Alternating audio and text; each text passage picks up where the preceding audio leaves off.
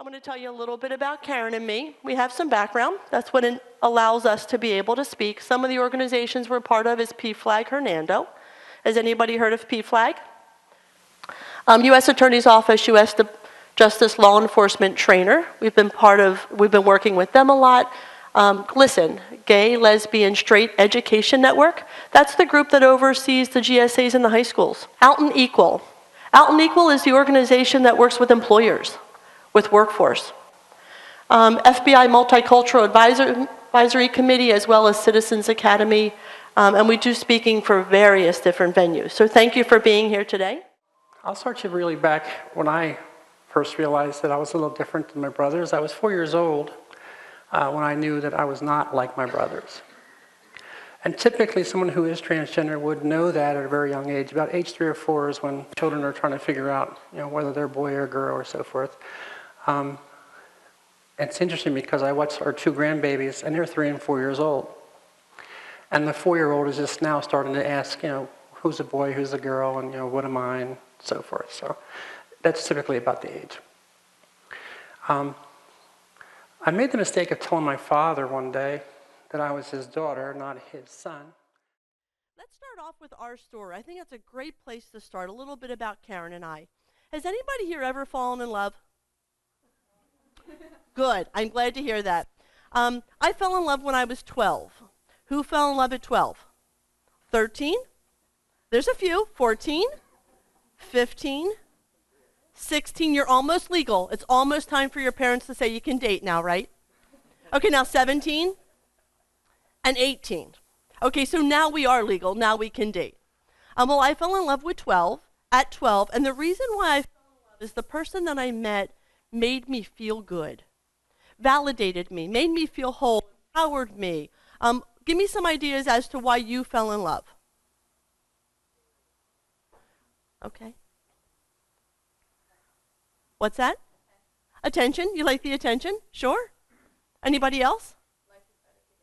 Life is better together.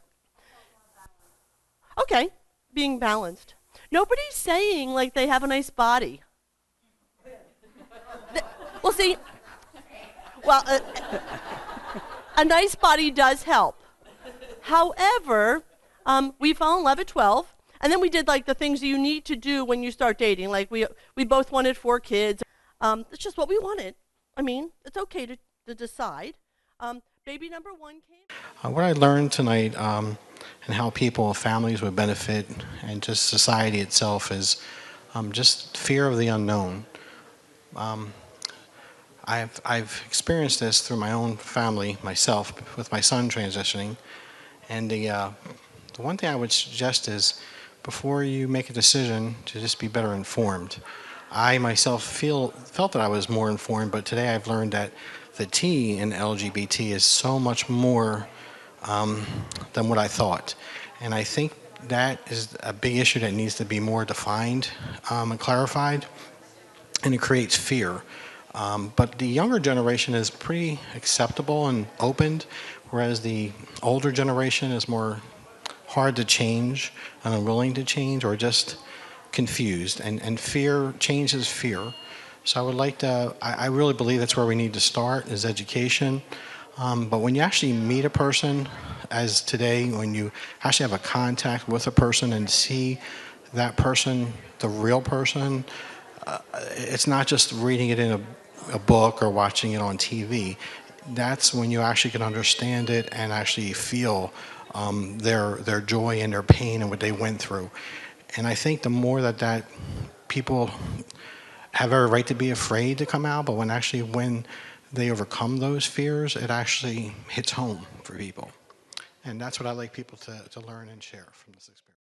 I am a teacher, and I think that this message is incredibly important for every teacher to hear, so that we can stop the desperation that our young people go through as they learn who they are, because every one of our students is learning who they are, and they need our love and support and unconditional acceptance of who they are. And as a teacher, if you don't know how to do that, this is the talk. This is how you will learn to look through different eyes at every one of your students. And I can't encourage teachers enough to go through this. I'm much more aware after being part of this group tonight of transgender, what they feel. I did think I was very open because I'm from Massachusetts, I'm openly gay, but there's a lot of issues that I'll never realize because I'm not transgender, so this did open my eyes to that.